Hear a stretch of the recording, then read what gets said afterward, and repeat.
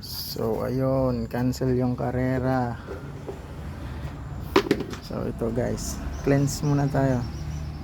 Bawang tsaka ano, yung pang flashing natin. Lang cleansing tea, lang cleaner tea. So pantao yan. Babad lang natin, mamaya ibibigay ko na yan. So yan guys. So time check is 9:27. Babad ko muna kahit mga 10 to 15 minutes. Total galing naman silang low fly. Kakatuka lang.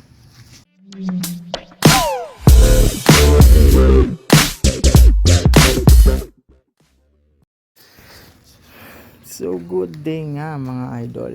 So update muna tayo. So itong pinaris natin dito ang Speedbird, nagparis na sila pero hindi pa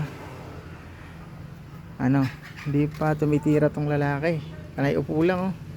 Barako lang. Ipot nila, condition na rin, oh. Condition na yung tiyan nila. Buo. So isang sikreto pala dyan, huwag yung bababara ng tubig. Isa pala yun, kasi pag maraming tubig, nasosobrahan sila. Ang ganda ng ipot. May nagbigay na rin ako ng grits para tulong, para mabuo yung ipot. So dito naman sa panlaban natin, yung favorite pair natin. Isa na yung isang egg. Isang egg. Aray ko, matapang na siya. Napisa na yung isa. Tapos yung isa, baka bukas. Aray ko, matapang talaga to pag may sisiw na.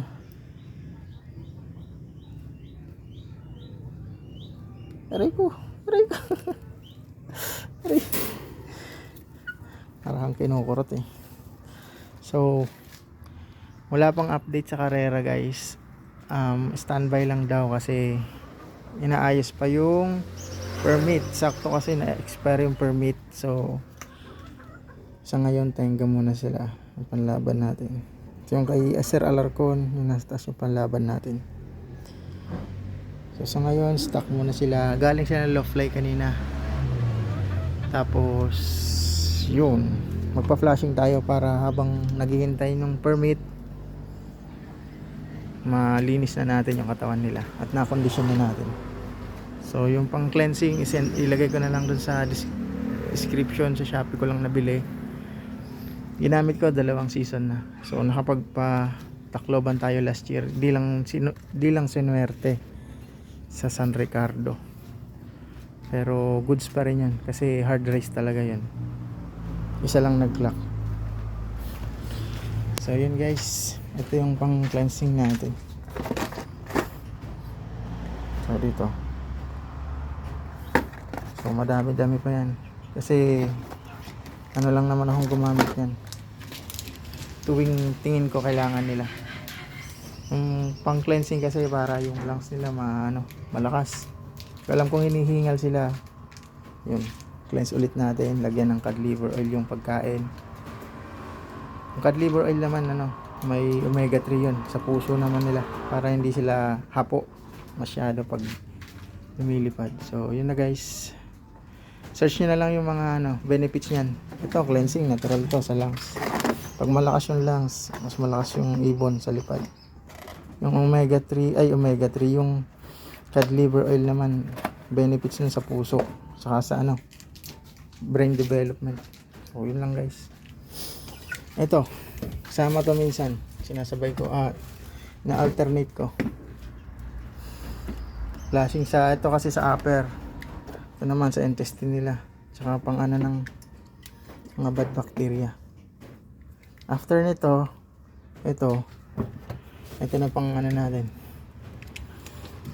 tulome, yung pang balik ng good bacteria. Yun, walang sikreto dyan. Tapos ito, kahit once a week magbigay kayo cod liver oil sa patuka. Tulong to sa brain development, kasama yon. Saka sa balahibo na rin. Ito electrolytes lang naman. Tapos brown rice. Ano pa ba? Wala na. Patuka sa flour kahit twice a week. Dagdag kayo kahit thrice a week kung mayaman. Kasi mahal lang sa flower eh. Dinadagdag ko sa patuka. 2:1. Itong 2 scoop ng patuka. Tapos isang lagayan ng tower wings. Lang. Ang patak lang. Pag once a week or twice a week. Pero hindi ko sinasabayan lahat yan. Alternate. Yung mga pagbigay ng mga vitamins. Walang gamot. Hindi gamot yan. Vitamins lang yan. Support. Huwag gamot. Kasi pag gamot. Ito, pag naubos yung power wings kasi mahal.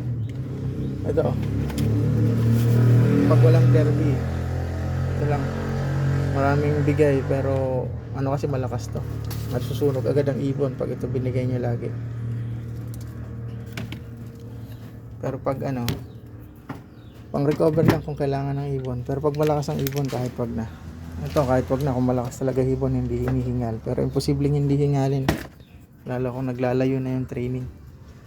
So, yun guys. Yun muna ang update. Mamaya, bigyan na natin to. So, dito naman sa SDR team natin, patuka na tayo. So, dito plain na patuka lang. Natural na tubig. Kasi wala pa namang karera. Tsaka, binoviewing pa lang naman natin sila. So, itong loft na to, nasa taas to ng bahay. Para mabilis silang ma-viewing.